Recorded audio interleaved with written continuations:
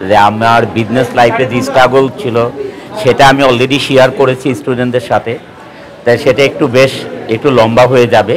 তা আমরা এটাই বলি যে আজকে আমরা স্টুডেন্টদের কাছে আসছি,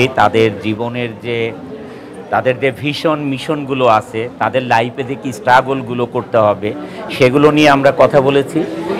আর হচ্ছে আজকে শান্তা মরিয়ম ইউনিভার্সিটিতে আমাদের গার্মেন্টস ইন্ডাস্ট্রির ওনাদেরও কিন্তু একটা অনেক বড় দায়িত্ব ওনারাও পালন করেছেন, যে বাংলাদেশের যারা আপনারা জানেন মার্চেন্ডাইজিং, এই মার্চেন্ডাইজিং কিন্তু প্রথম এইখান থেকেই ফার্স্ট ট্রেনিং শুরু হয়, তারপরে কিন্তু বিজিএমইএ আমাদের দেশে স্থাপন হয় যে মার্চেন্ডাইজিংয়ের উপরে কোর্স করা। তাই শান্ত মরিয়মকে আমরা কৃতজ্ঞতা জানাচ্ছি যে এত সুন্দর একটি পদক্ষেপ এত আগে চিন্তা করে নেওয়ার জন্য। আর এখানে আমরা আজকে জানি যে 50টা মানে স্কুল, কলেজ, মাদ্রাসা, ভার্সিটি সব মিলে এখানে যে স্টুডেন্টরা ছিল, এটা 50টা ইনস্টিটিউটের স্টুডেন্টরা ছিল এখানে।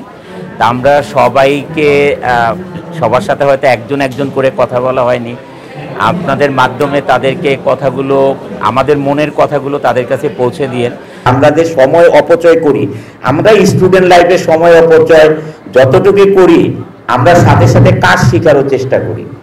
আমরা বিদেশে এই সুবিধাটা আছে যে পড়াশোনা অবস্থায় স্টুডেন্টদের চাকরি হয়ে যায়, আর আমাদের দেশে পড়াশোনার পরে হচ্ছে আমরা চাকরি খুঁজি। যাই হোক, এখন সবাই আমরা গুগল ইউজ করি, সারা পৃথিবী আমাদের হাতের মুঠোয়। স্টুডেন্টদের আমল থেকেই যদি আমরা কিছু না কিছু করার চেষ্টা করি, তাহলে আমাদের জীবনটা ভালো অবস্থায় যাবে।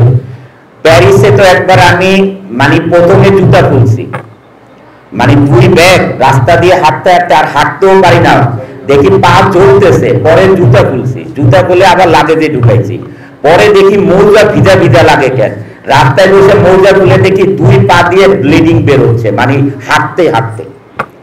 জীবনের অনেক স্টোরি আছে, অনেক অনেক অকল্পনীয় স্টোরি আছে আমার লাইফে, এগুলো নিয়ে বড় বড় সিনেমা হয়ে যায়।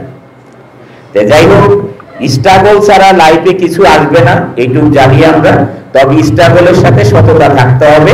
কোনো কিছু দেবার জন্য বা করবার জন্য আসলে ভবিষ্যতে আমি লিডারশিপ নিয়ে কাজ করব, এটার জন্য আসলে বসে থাকার জন্য কোনো দরকার নেই। আমার কাছে মনে হয় আমি এখনই কাজ করতে পারি, যে কোনো কিছু আমার দ্বারা সম্ভব।